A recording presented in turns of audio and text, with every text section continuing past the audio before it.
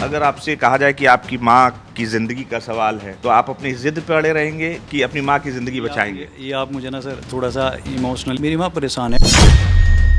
नमस्कार, मैं दृष्टिर उपाध्याय। शामली में आयुष मलिक के धर्मांतरण को लेकर जहां लगातार एक के बाद एक खुलासे हो रहे हैं, तो वहीं धर्म प्रवर्तन कराने वाली मौलानाओं की टीम पर सीएम योगी ने हंटर चला दिया है। क्योंकि आयुष से मोहम्मद अली बना युवक इस्लाम कबूल करने को लेकर जो बातें चौंकाने वाली कर रहा है, उससे इतना तो साफ है कि उसका अच्छे तरीके से ब्रेन वॉश किया गया है। इसके पीछे कोई बड़ी टीम काम कर रही थी, इसीलिए पुलिस को पूरा शक है कि इसके पीछे कोई बड़ा रैकेट काम कर रहा था। यही वजह है कि अब शामली के साथ साथ गाजियाबाद और दिल्ली के कई मौलाना पुलिस के रडार पर आ गए हैं।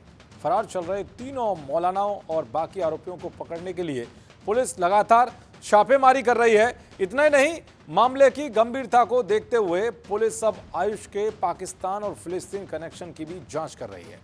शामली के एसपी ने मामले की गंभीरता को देखते हुए एक एसआईटी का गठन किया है। इसके साथ ही खुफिया एजेंसियों को भी इस बात की जांच में लगा दिया गया है कि इस मामले के तार किसी बड़े नेटवर्क से तो नहीं जुड़े। जिस चांदनी कुरैशी पर आयुष के धर्मांतरण कराने के आरोप लगे हैं, उसको लेकर भी लगातार खुलासे हो रहे हैं।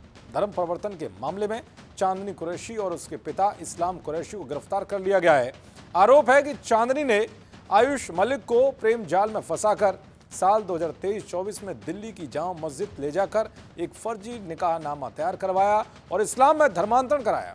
वो उसे दिल्ली, मुंबई समेत कई जगहों पर मस्जिदों और दरगाहों में ले गई, जहां उसका बड़े स्तर पर ब्रेन वॉश किया गया। इसके पीछे पुलिस संपत्ति का लालच भी बड़ा कारण मान रही है। आयुष के पिता देवराज मलिक शहर के प्रतिष्ठित दवा व्यापारी हैं और उनके पास करोड़ों रुपए की संपत्ति है।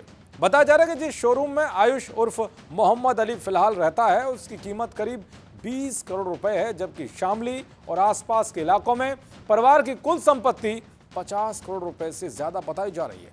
वहीं आरोप है कि आयुष को इस्लामिक विचारधारा से जुड़े वीडियो दिखाए गए। बातचीत के दौरान खुद आयुष ने यह स्वीकार किया है, उसने कई इस्लामिक विद्वानों के वीडियो देखे। इनमें पाकिस्तान के प्रसिद्ध Islamic scholar doctor Israr Ahmad का नाम भी शामिल है। यह गौर करने वाली बात तो यह भी है कि आयुष का ब्रेन वॉश कुछ इस तरह से किया गया कि उसने फिर से हिंदू धर्म अपनाने को लेकर कहा है कि वो किसी भी हाल में हिंदू धर्म में वापसी नहीं करेगा, चाहे उसे कितना भी दबाव क्यों ना बने। हालांकि जब उससे उसकी मां को लेकर सवाल किया गया तो उसने चौंकाने वाला जवाब जरूर दिया। एक बार आप भी सुनिए। आप अपने माँ बाप से प्यार करते हैं क्या? बेहद। तो आपके माँ बाप बहुत परेशान हैं, क्यों? थोड़ा सा सामाजिक माहौल इस तरीके का हो गया, उस वजह से। नहीं, आपके माँ बाप को मालूम था कि आप इस्लाम कबूल कर चुके हैं? उनको मालूम नहीं था, लोग बाग टोक गए थे पर कंफर्म नहीं था उनको। अच्छा, आपने इस्लाम कबूल क्यों किया? इस्लाम कबूल थोड़ा सा मुझे दिल से अच्छा लगा, मैंने अपनाया उसको, सीखा जाना। ये तो प्यार मोहब्बत की बात थी और कुछ नहीं है। ये तो अपने आप से सीखा जाना, इंटरनेट से सीखा। लड़की से मेरा निकाह हुआ था। अच्छा, तो उसके बारे में तो सबकी ये सारी बात उससे शादी भी तो हो सकती थी उसको। अच्छा, निकाह हुआ था। वो मुसलमान है लड़की? वो मुसलमान है। चांदनी कुरैशी, तो उसको आपने हिंदू क्यों नहीं बना लिया? मुझे उससे मतलब नहीं है सर।